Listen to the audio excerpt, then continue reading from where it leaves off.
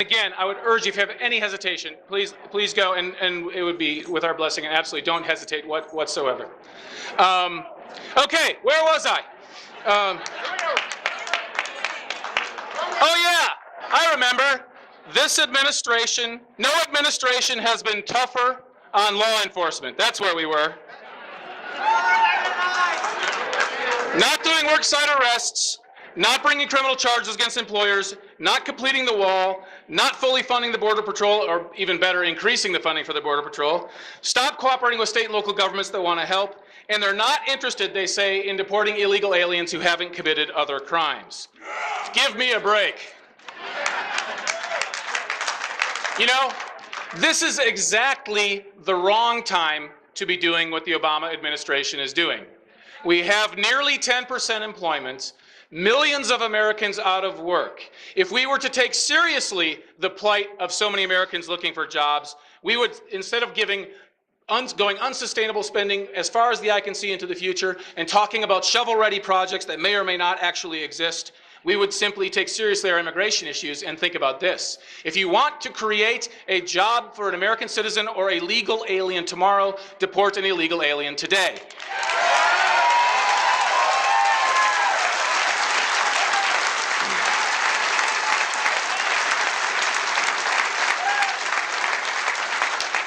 And I would suggest to Eric Holder and to President Obama that I know that it's painful and it's boring to read lots of laws, but let me give you one very short law that you should read.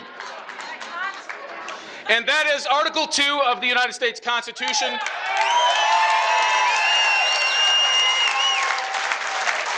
Specifically the provision that says the President shall take care that the laws are faithfully executed.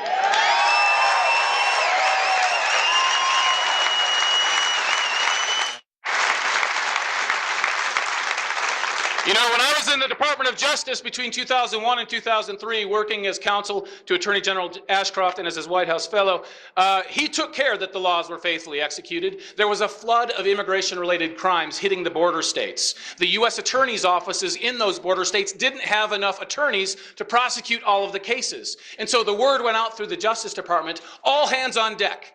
We want attorneys who are willing to help those other states to prosecute cases coming out of Arizona, coming out of Texas, New Mexico, and California. I indeed myself took one of those cases to the Ninth Circuit U.S. Court of Appeals, which I won, by the way.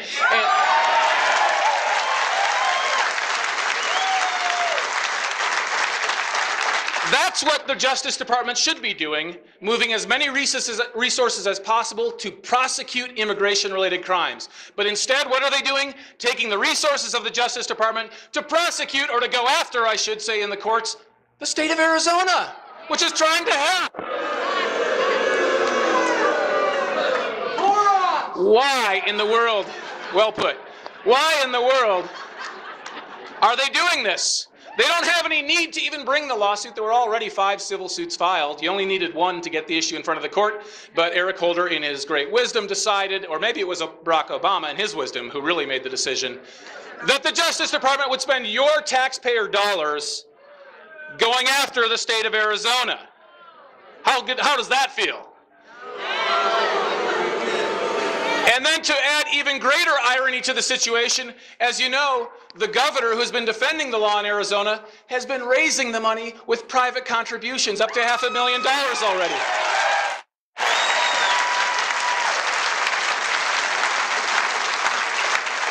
How's that for irony? The side that's defending the law is doing it with private dollars. The side that wants to break down the rule of law is doing it with taxpayer dollars. All right, one more point about these lawsuits.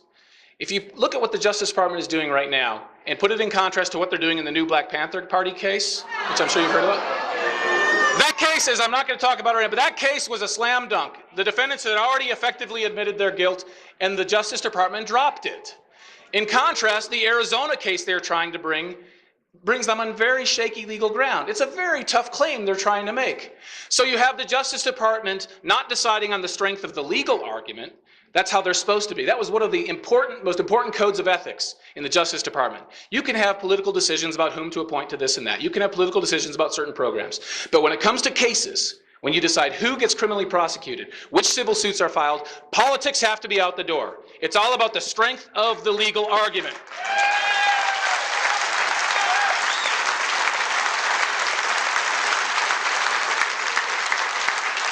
But that's not happening because the slam dunk legal argument they drop and the half-court shot behind the back against Arizona, they're pursuing.